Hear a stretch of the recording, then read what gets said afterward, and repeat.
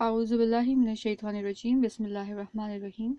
Rabbi shrah li sadri wa yassir li amri wahlul 'uqdatam min lisani yafqahu qawli. Amin ya rabbal alamin. Assalamu alaikum everyone. I hope all of you are doing great. This is the last lesson in the series of various modes of stress, and the one that we are going to the mode that we are going to address in this lesson is the usage of ism instead of fail to provide stress, to impart stress to any statement. Okay, so without further ado, let's proceed with our lesson by asking Allah subhanahu wa ta'ala for his help to make things easier for us to understand as well as to teach. So Rabbi yassir wa la tu'assir wa tammim bil khair. Amin ya rabbal alamin. Alright, so we are going to see how using an ism imparts stress to a sentence. So first of all, as usual, we are going to have our English analogy. Our sentence is archaeological excavations help uncover the history. Okay, versus archaeologists excavated the countryside. Archaeologists are excavating the countryside. Archaeologists will excavate the countryside. Now, can you see a pattern over here? I hope you can, because over here these are various tenses. Here, this is the past tense, this is the present continuous, and this one is the future tense. Okay, contrast. Here we have the noun. Okay, so what do we see? Let's look at some of the basic observations and their implications. So archaeological excavations, this excavations, as I mentioned before, is a noun, right? And to be precise, it is a masdar, name of an action. Okay, and when you say that something is the name of an action, it means that it is permanent. What do I mean by permanent? I mean that it doesn't depend on any tense, so it is timeless. Okay, and universal fact, so it is like a universal fact. Okay, so whenever you say that excavations help uncover the history, it's like a fact. Okay, and that's why it doesn't exactly depend on any tense, so it doesn't depend, or it is not limited or restricted to any particular tense, be it future, past, or present. All right, so it is timeless, therefore permanent. Okay, and it is independent of doer, right? So you do not see the word archaeologists over here with excavations.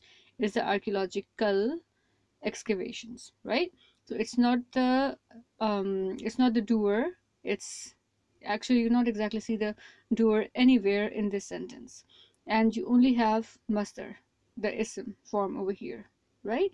So these are the things that you must understand and remember whenever you come across a noun being used in any sentence. Okay, that it is, since it is the name of an action, it is an ism, it's the name of an action, therefore it is permanent and it is timeless, which means that it doesn't really depend on, or it is not restricted or limited to any particular period, be it past, present, or future, and it is more like a universal fact, and of course it is independent of a doer, right? Now compare it with the three sets of verbal sentences, the sentences that have verbs in them. Okay, all right, so you have the excavated, are excavating, will excavate. All of these are verbs, right?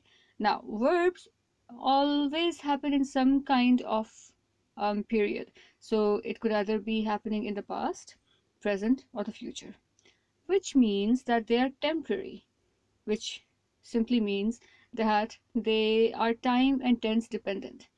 Okay, they are limited, so they are limited to some time, they are limited to some tense, or they are limited to some period. Okay, be it past, present, or future. And of course a verb cannot ever be without its doer, right? So it is always dependent of a doer, right? So that's what. So we have a clear comparison of a noun and a verb. Okay. Once again, to summarize it, whenever you use a noun, you indicate or you observe that that action or that noun is permanent, which means that it is not dependent of any, or rather, it is not dependent on any, it is not dependent on any doer, and that it is not restricted to any tense, be it past, present, or future, more like a universal fact. Okay, while all these factors or these pointers get reversed when it comes to verbs, that they are the acts that happen either in the past, present, or future, so they are dependent or restricted by time or era or tense, which makes them temporary, and of course they need a doer. Okay, so I hope that this demarcation between these two is clear. Okay, that's the reason we use, or it is used. Okay, so that's the reason an ism is also used to impart stress and to give emphasis to any statement. Okay, and the common way is to use its masdar form. Okay, so you don't use its fi'l, you use its masdar form. All right, generally it's the masdar form that is used, but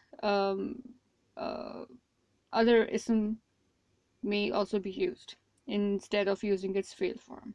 Okay, all right, so this usage of a noun instead of a fi'l form causes that sentence to be much more powerful than its usual fi'l form. And the biggest example that we all can see or rather relate to, which is hidden in plain sight, is Alhamdulillah.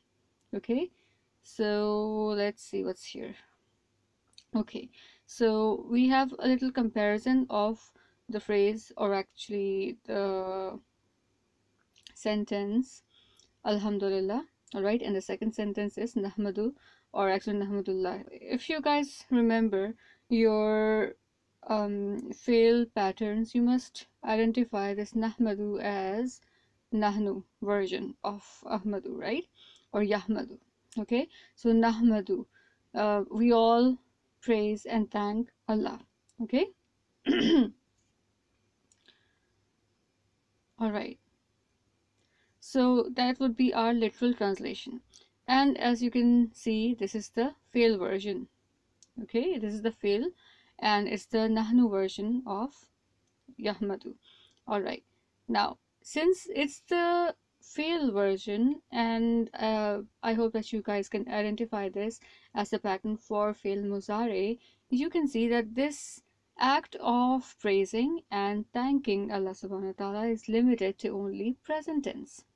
Okay, and therefore it is temporary in nature, and of course it is dependent on a doer, which over here is Nahnu, all of us. Okay, now contrast. Over here we have Alhamdulillah. Now I hope you guys remember your masdar patterns from the masdar lesson from this modes of stress lecture series. Okay, so Hamdun, that is also the pattern of masdar. Okay, Alhamdulillahi. All right, so what do we see? We see that this is actually masdar, which is an ism. So being an ism, it is timeless, which simply means that it doesn't depend on the time, era, or tense. It is not restricted to present, past, or future. Okay, so it is timeless and therefore permanent, right?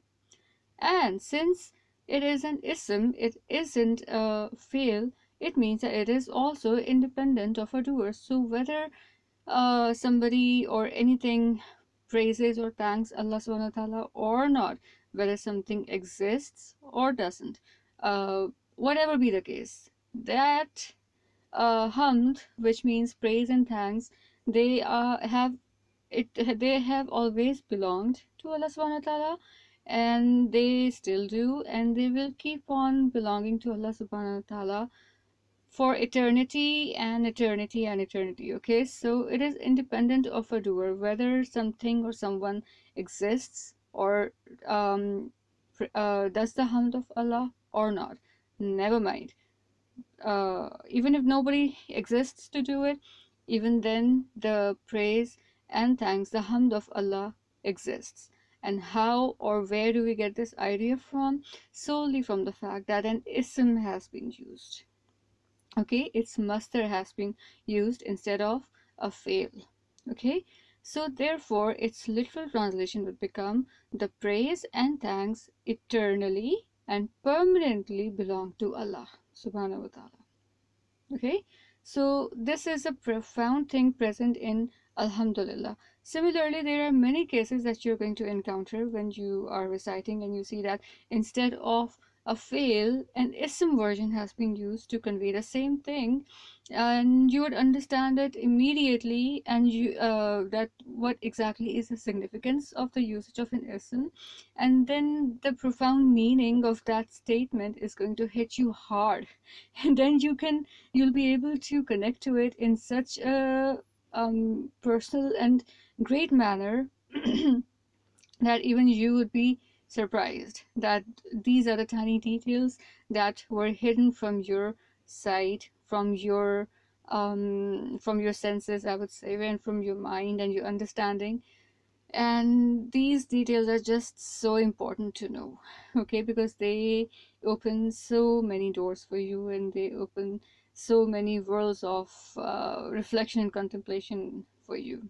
Okay, so this was the usage of an ism instead of a fail in order to impart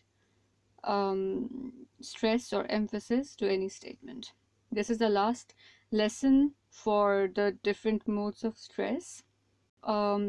Before beginning or before watching the 10th lesson, I would suggest that you give all of these lessons, that means that from lesson 9a to lesson 9p, give them a watch, give them a thorough watch, so that you can revise all these concepts in a proper way. Okay, so I'll see you in the next lesson, inshallah. Barakallahu li wa lakum fil Qur'anil Hakim. Allah Hafiz.